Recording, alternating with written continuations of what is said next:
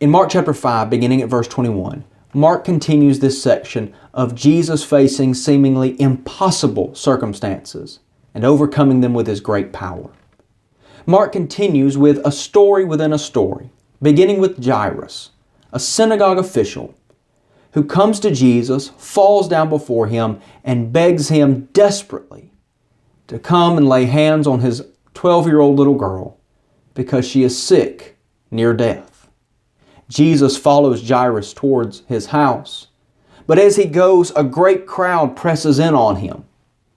And in the middle of that crowd, there is a woman who has had an issue of blood for 12 years. She has spent all that she had on doctors, but she's only grown worse. But she's heard about Jesus, and she thinks, if I just touch His garment, I can be made well. And in her desperate condition, it's exactly what she does. And when she does so, Jesus feels the power go out of Him, Mark says. And He said, "Who touched me?" The disciples can't believe He asked the question. Everybody's touched you. What do you mean, who touched you? The crowd's pressing in on you. But the woman knew exactly what He meant. And she fell down before Him, trembling and afraid, and told Him the whole story.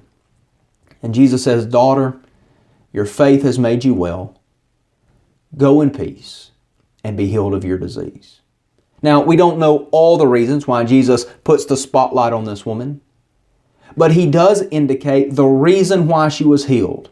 It was not magic or superstition. It was her faith, her confidence, her trust in Him, combined with His power that made her well. You can imagine that Jairus was growing rather impatient in all this, but just then, someone comes from the house and says, "Don't bother the teacher anymore. Your little girl has died." He had come to Jesus for healing, but now there was no use. But Jesus tells Jairus, "Don't be afraid, only believe." So Jesus continues to follow Jairus towards their house. And when he gets to the house, he sees that people are weeping and moaning and making a great commotion.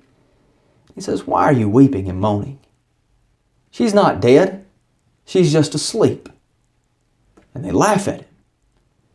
But he goes in and he takes the little girl by the hand, and like he's waking her up in the morning, says, "Little girl, arise."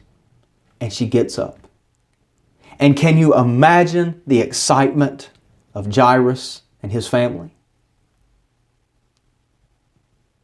But in the midst of all that excitement, Jesus reminds them that she needs something to eat because she might be hungry. Jesus, in the middle of this great miracle, is so calm and collected. And we have seen Jesus face a great storm and just say, "Peace be still." We have seen Jesus face a legion of demons and cast them into pigs.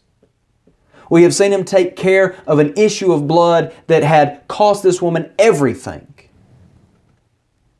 And now we see Him raise a little girl from the dead, as if He's just waking her up from sleep. With Jesus, there is hope in the middle of the most impossible of circumstances.